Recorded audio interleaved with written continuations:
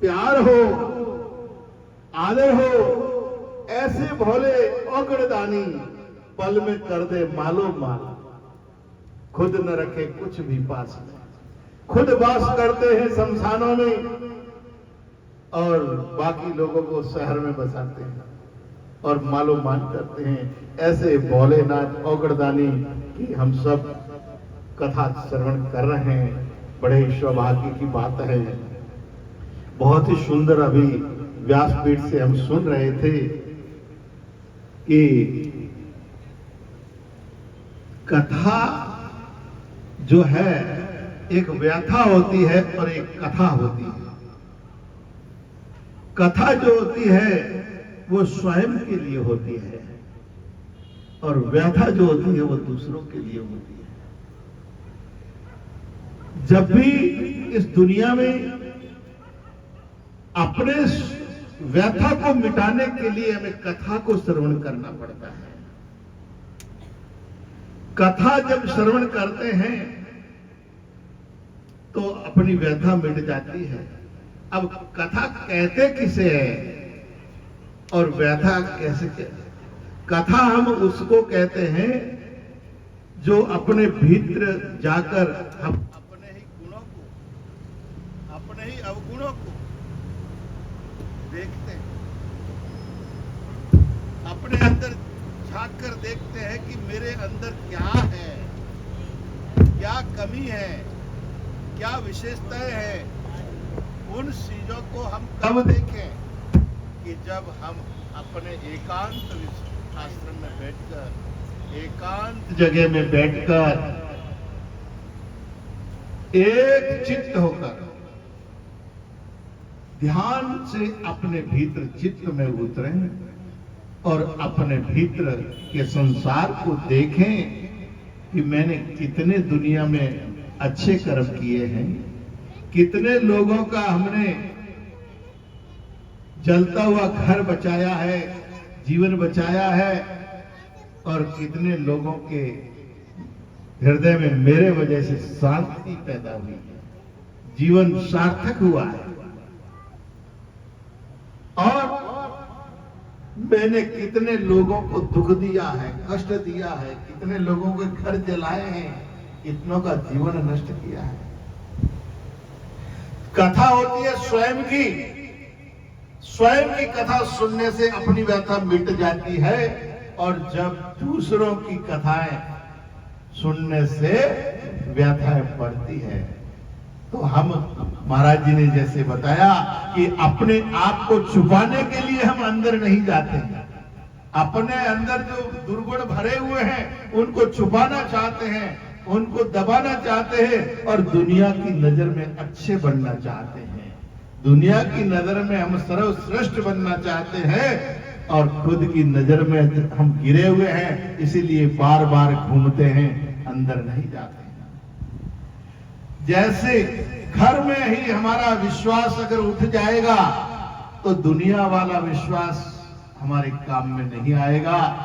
घर वाले, परिवार वाले पहला भरोसा हम पर करें और वो भरोसा ही पूरी दुनिया में जाएगा और हमारा कल्याण करेगा।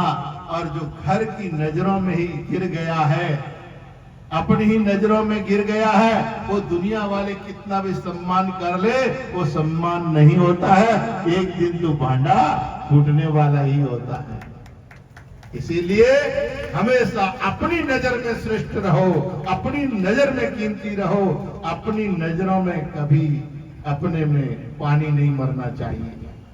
दुनिया चाहे उस कितना भी कुछ कहे, परंतु जब तक स्वयं मजबूत है, स्वयं शुद्ध है, पवित्र है, तब तक दुनिया कुछ भी नहीं कर सकती है। यही कथा का उद्देश्य है सज्जनों। बहुत ही सुंदर कथा हम श्रवण कर रहे हैं महाराज श्री की।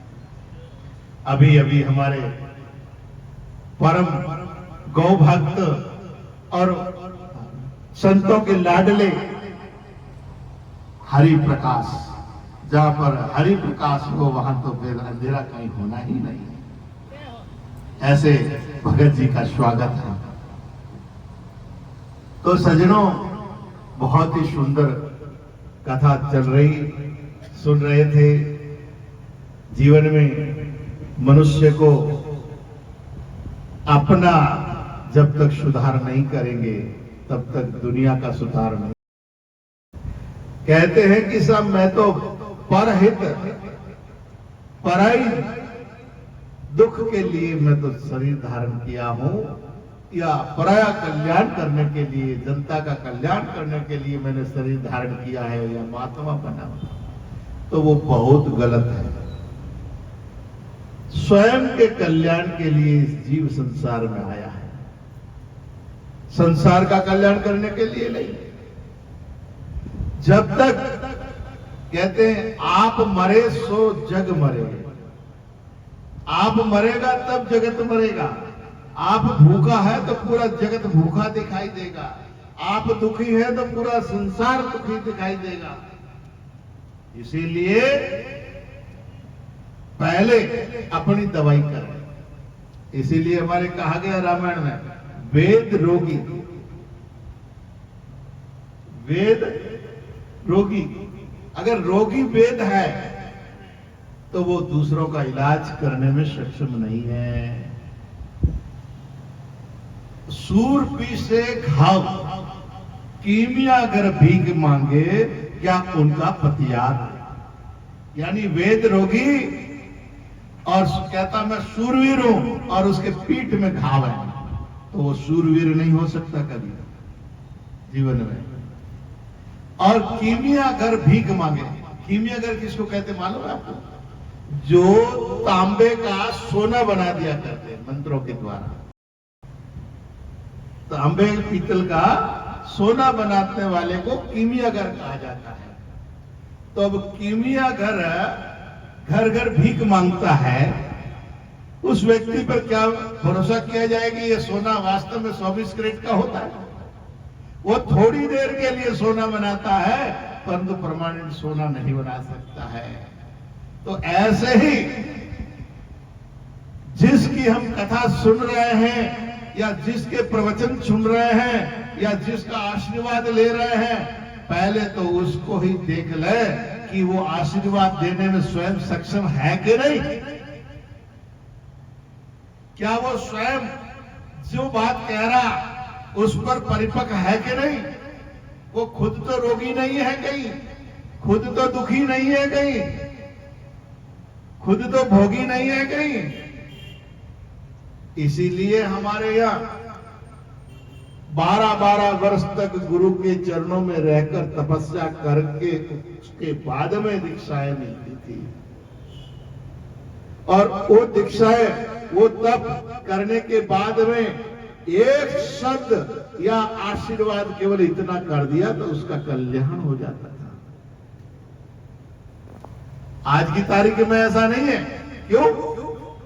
क्योंकि जो हमें उपदेश दे रहा है, हमें जो आशीर्वाद दे रहा है, हमें जो कथा सुना रहा है, वो स्वयं ही बीमार है, स्वयं ही दुखी है, स्वयं ही परेशान है, स्वयं ने भी ठाकुर जी का साक्षात्कार नहीं किया है। वो भी आपकी तरह ही श्रद्धालु है, जिज्ञासु है। इसलिए ये कथा या आज की तारीख में कथाएं तो बहुत होती है। संत महात्मा मंडलेश्वर भी बहुत उपदेश देते हैं। टीवी के अंदर देखो तो 1 मिनट भी खाली नहीं है, हर चैनल भरे हुए हैं, परंतु किसी का कल्याण नहीं होता है। क्यों? क्योंकि गुरु लोभी चेलो लालसी, बैठे पत्थर की नाव, गुरु कहे रोकड़ चेलो कहे उधार, नरक में ठेलो ठेला। मैं देखता कि इतने लोग इकट्ठे हो गए तो चलो कुछ धन ऐंठ लूं, दक्षिणा मिल जाएगी और मेरी गाड़ी में डीजल चलेगा, मेरी एसी चलेगी, मेरी आश्रम की व्यवस्था बढ़िया चलेगी। मैं तुमको ठगने लगा, तुम मेरे को ठगने लगे। तुमने कहा अरे महात्मा आ गया, चलो बढ़िया आ गए, हम आशीर्वाद ले लें, चलो जाएंगे हरिद्वार तो हजारों रुपये खर्च होंगे, परंतु यहाँ नजदीक आए हुए हैं, चलो चरणों में शीश नवा देते हैं और आशीर्वाद ले लेते हैं। तो हमने सोचा कि बढ़िया वाला नोट धरेंगे, बटवा खोला, बटवे में सबसे छोटा नोट होता है वो निकालती है माता, सबसे गला हुआ, और फल भी लाती है तो सबसे सड़ा हुआ और गला हुआ कम कीमत वाला। तो देखेंगे आशीर्वाद तो मिल जाए, इतने लोग फल लेके आते हैं, अब उसको कौन सा जानेगा कि ये फलानी बाई लाया है, झुमकी बाई लाया है, पहचान तो है नहीं, और अपना नाम हो जाएगा कि लाए। तो दोनों हम एक दूसरे को ठगने लगे। भगवान का साक्षात्कार मैंने भी नहीं किया और आपको भी नहीं हुआ कुछ लाभ। इसीलिए चप्पल आपने फाड़ी और हमने भी फाड़ी, गला फाड़ फाड़ के हम मर गए, चप्पल फाड़ फाड़ के आप मर गए। जितने भी इस दुनिया में, हमारे जोधपुर में तो हजारों संत आते हैं और हजारों भीड़ होती है, वहां बैठने की जगह नहीं होती है। तो कल्याण तो एक संत की वाणी से हो जाता है, परंतु जीवन में हजारों कथा सुनने के बाद में भी कथा कल्याण नहीं करती है। उसका मेन कारण और उद्देश्य वही है कि स्वयं ही रोगी है। इसीलिए सज्जनों, स्वयं अपनी बीमारी पहले इलाज करेंगे हम तो सब कुछ ठीक हो जाएगा। यही हमारे भगवान कृष्ण के उपदेश है और भोलेनाथ के भी उपदेश यही है। क्योंकि ज्ञान के देवता कौन है, बुद्धि के देवता कौन है, ये कमी कहां से आई है। मैं क्षमा चाहूंगा व्यास जी से भी कि मैं थोड़ा सा क्या कड़वा बोलता हूं। मैं नीम की औषधि दिया करता हूं, गन्ने का रस नहीं पिलाता हूं। तो सज्जनों, बात यह है कि इस दुनिया में हमारा सबसे पहले तो नित्य नेम बिगड़ गया। क्या हम उठते कितने बजे? 7 बजे 8 बजे। आज के बच्चों को ये पता नहीं होगा कि सूर्य उदय होते कैसी लालिमा होती है, उनको ये पता ही नहीं है। 8 बजे 9 बजे 10 बजे तक उठते हैं, ऐसा मैंने सुना है। कहते मैं आज बहुत जल्दी उठा गुरुजी। बोले कितना? 7 बजे। अरे भाई 7 बजे भी कोई जल्दी होता है? बोले गुरुजी इससे जल्दी क्या है? तो कहने का भाव है कि उनको ये पता ही नहीं कि ब्रह्म मुहूर्त के अंदर उठने से क्या लाभ होता है। तो सज्जनों, ब्रह्म मुहूर्त एक ऐसी चीज है, ब्रह्म मुहूर्त में उठने वाला कभी बीमार नहीं पड़ता है। सबसे पहले भले वो योग करे न करे, कुछ भी नहीं करे, केवल जग कर बिस्तर छोड़ के टॉयलेट बाथरूम करके बैठ जाए, घूम ले या अपना गृह कार्य कर ले, उसका योग हो गया। कुछ नहीं करना तो उसकी बुद्धि शुद्ध होती है, पवित्र होती है, उसका भाव पवित्र होता है। दूसरे नंबर, हमारे घरों में प्रणाम करने की प्रथा छोड़ दी है। कोई प्रणाम नहीं करता है एक दूसरे को। हमारे बच्चे, कभी बोलो घर में तुम्हारे बच्चे प्रणाम करते हैं? ठीक है, कोई आता है तब कहते हैं बेटा चाचा जी आए कि ताऊ जी आए प्रणाम करो, या दादी जी आए प्रणाम करो। परंतु तुम खुद ही सुबह उनको सिखाओ, अपने घर में सास ससुर माता पिता बड़े बुजुर्गों को प्रणाम करना तुम सीखोगे तो बच्चे अपने आप सीख जाएंगे। तीसरे नंबर, सुबह जो सोया रहता है ब्रह्म मुहूर्त में, वहां पर कहते हैं कि भगवान विचरण करते हैं सुबह। शिव और पार्वती ब्रह्म मुहूर्त में विचरण करते हैं।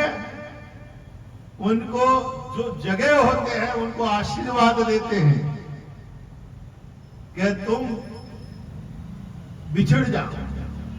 इसको जगे हुए उनको क्या कहते हैं? तुम बिछड़ो, तुम बिछड़ो। और जो सोए हुए रहते हैं उनको कहते हैं तुम बसो, बसो।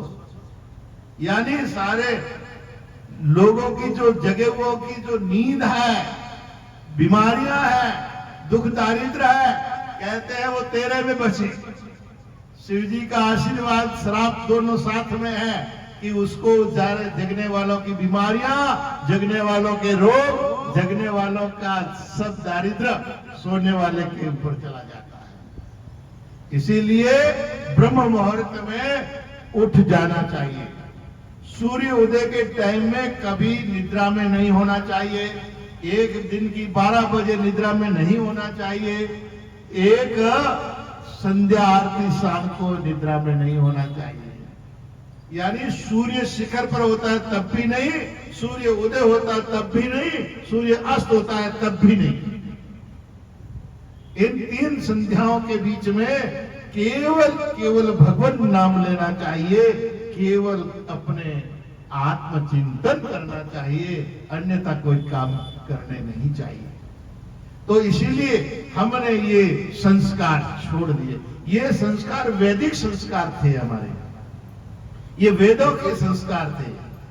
दूसरे नंबर, हमने अपने अलमारी के भगवानों की पूजा शुरू कर दी।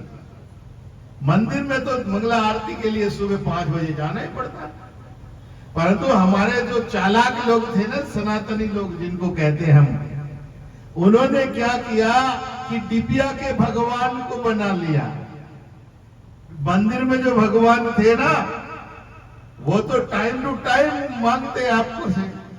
वो तो मंगला आरती 5 बजे जाना है ठाकुर जी के मंदिर में, तो पहुंचना है नहा धो के। 5 बजे होते ना मंगला आरती। और अब हमने हमारी सुविधा के अनुसार क्या किया कि ठाकुर तो सब जगह है, तो बाजार में से हमने ठाकुर जी को खरीद ले आया और हमने अपने डिबिया में अलमारी में रख दिया। और हम सो रहे हैं, 10 बजे उठेंगे तो नहाएंगे जब टोकरी बजा देंगे। तो अब 10 बजे उठ के हम टोकरी बजा रहे हैं, क्योंकि हमारे घर के भगवान कोई किसी के थोड़ी है। अब वो मंदिर में तो थे, तो सबके भगवान थे, तो वहां नियम निभाना पड़ता था।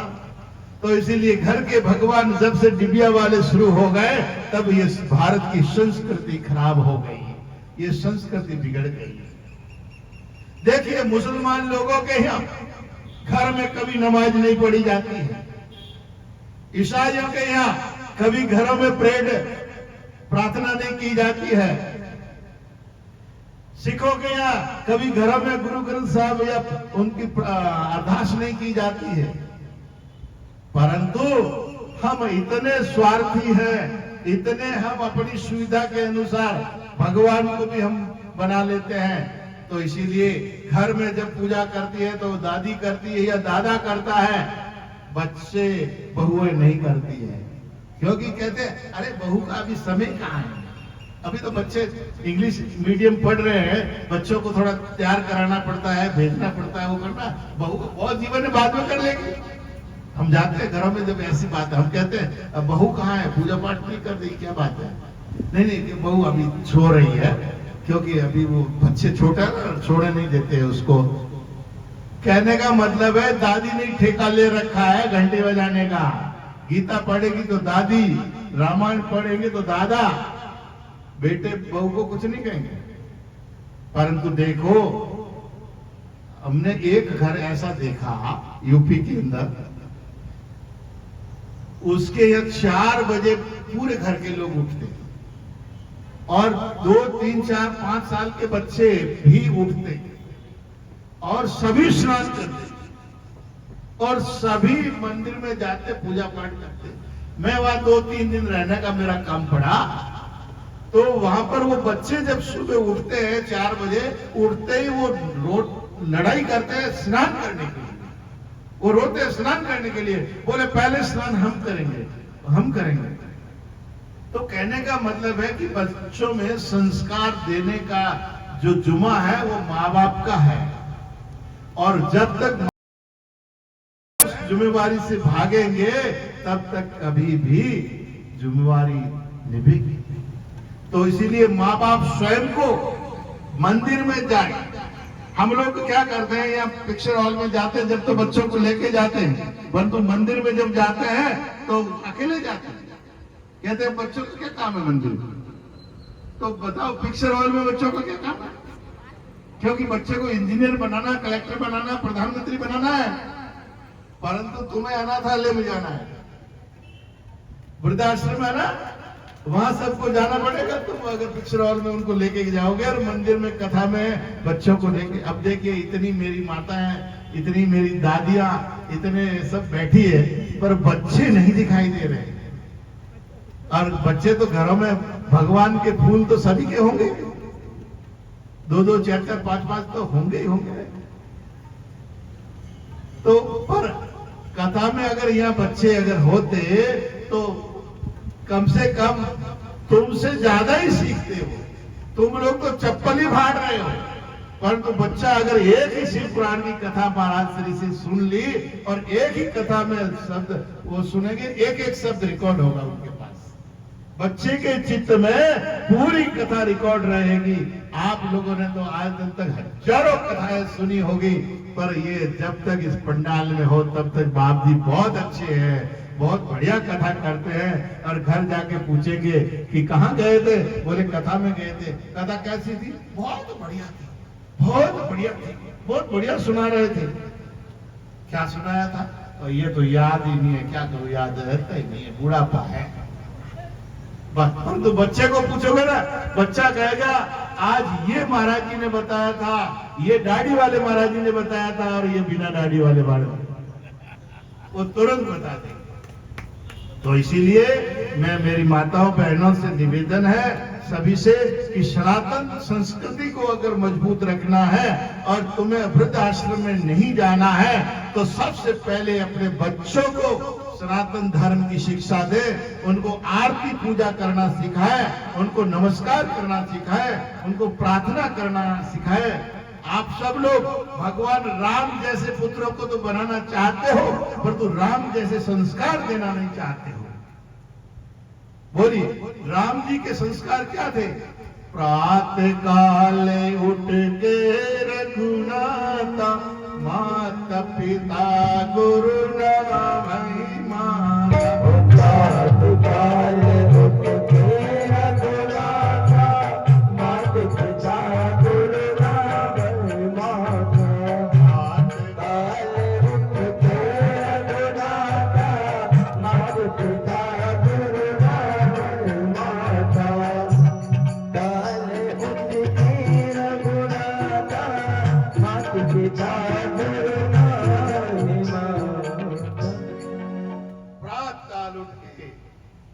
माता पिता और गुरुजनों को नमस्कार करें, मंदिरों में जाएं और वहां पर प्रणाम करें, नमस्कार करें और पूर्ण श्रद्धा से। मेरे को एमपी में नरवर में मेरा कार्यक्रम था, ऐसे ही महाराज श्री जैसे किसी ने बुलाया था, राम कथा चल रही थी, वहां मेरे को प्रवचन के लिए बुलाया गया था। तो एक दिन प्रवचन किया, 2 दिन प्रवचन किया, 3 दिन किया। वहां के एक बहुत बड़े महात्मा, प्रसिद्ध महात्मा, शिवपुरी नरवर की बात कर रहा हूं, तो एक पहाड़ के अंदर बहुत बड़ी गुफा बना रखी उन्होंने। वो महापुरुष आए जिनके कमांडो वगैरह सब साथ में थी। तो लोगों ने उन्होंने को बताया कि ये तो कोई आर्य समाजी है, ये तो राम को नहीं मानते, कृष्ण को भी नहीं मानते, और ये तो आर्य समाजी है, ऐसा उनके अंदर उन्होंने सुना दिया। दूसरे दिन वो हमें वो निमंत्रण देके गए कि महाराज जी आप आश्रम पे आइए। तो मुझे वहां से लोग लेकर उनके यहाँ गए। तो हमने वो आश्रम देखा, देखा के बाद में जब जहाँ विराजमान थे वहां हम गए, तो वो बैठे थे, हमने प्रणाम करके उन्होंने आसन दिया, हम बैठ गए। तो उन्होंने मुझे एक ही बात पूछी, बोले आप आर्य समाजी हो? मैंने कहा आर्य समाजी तो नहीं हूं, मैं आर्य हूं। आर्य हमारे भारत के अंदर प्रत्येक व्यक्ति आर्य था, क्योंकि ये आर्य देश है। वेदों की संस्कृति को मानने वाला प्रत्येक प्राणी आर्य है। समाज तो जब दयानंद सरस्वती जी आए तब बना है। आर्यवर्ते भरतखंड, हमारे पंडित जी मंत्रों में बोलते रोजाना पूजा कराते थे। तो बोले आप रामकृष्ण को नहीं मानते? मैंने कहा बिल्कुल नहीं मानते। तो मैंने कहा आपको कैसे पता लगा कि मैं रामकृष्ण को नहीं मानता हूं? आप बिल्कुल ठीक कह रहे हैं, मैं राम और कृष्ण को नहीं मानता हूं, तो मैं उनको जानता हूं। मैं मानता नहीं हूं, मैं जानता हूं, और जैसे वो करते थे वैसे मैं करता। तब तक यही चौपाई उस सामने लिखी हुई थी उनके। तो मैंने कहा महाराज श्री, ये जो आपके बोर्ड पर लिखा है, क्या लिखा है? बोले राम जी की चौपाई है। तो मैंने कहा इस पे क्या लिखा है? कि प्रात काल उठ के रघुनाथा मात पितु नावई माता। तो बोले मैं तो वही काम करता हूं, माता पिता गुरुजनों को प्रणाम करता हूं और करवाता हूं। मुझे राम मानने की जरूरत नहीं है, क्योंकि मैं तो राम स्वयं, राम के विचारों पर चलने वाला हूं, राम के चरित्र को जीने वाला हूं। तो इसी तरह सज्जनों, हमें राम को मानना नहीं, कृष्ण को मानना नहीं, हमें उसके जीवन को जीना है। मानने से कल्याण नहीं होना है।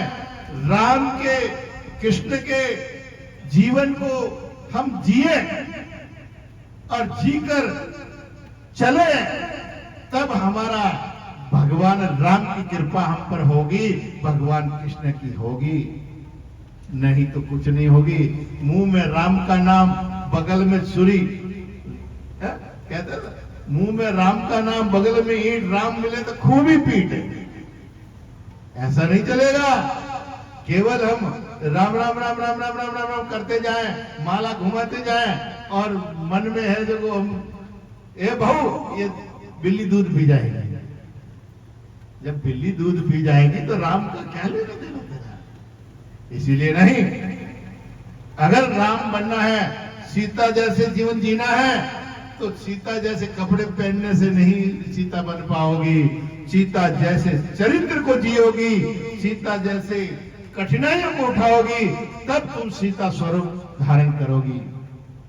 मैं तो कहता हूं, ये जितने जो फिल्मी स्टार या जो चीजें है ना, बनने वाले राम कृष्ण या जी, उनसे पूछो क्या तुम्हारे अंदर राम का जीवन है? राम का पोशाक तो पहन लिया और काम तुम कंस के कर रहे हो, रावण के, तो उस पोशाक से कल्याण नहीं होना है सज्जनों। हमें तो अपने राम का बनना है, अपने राम जैसे जीवन को जीना है। राम जैसे गौ ब्राह्मण संत महात्मा असहाय स्त्री पर कभी वध नहीं करते थे, कभी हाथ नहीं उठाते थे। अरे हम तो भाई भाई आपस में केस कर रहे हैं और कोर्ट भरा पड़ा है। थोड़े से घर के लिए, थोड़ी सी बात के लिए भाई के ऊपर हम केस कर देते हैं, मुकदमा कर देते हैं, कोर्ट में लड़ते रहते हैं, और राम के मंदिर में जाते हैं, अयोध्या जाते हैं, कथा सुनते हैं। वो कथा क्या काम की? वो आपका जाना क्या काम का, जो भाई से भाई लड़ रहे हो और केस कर रहे हो?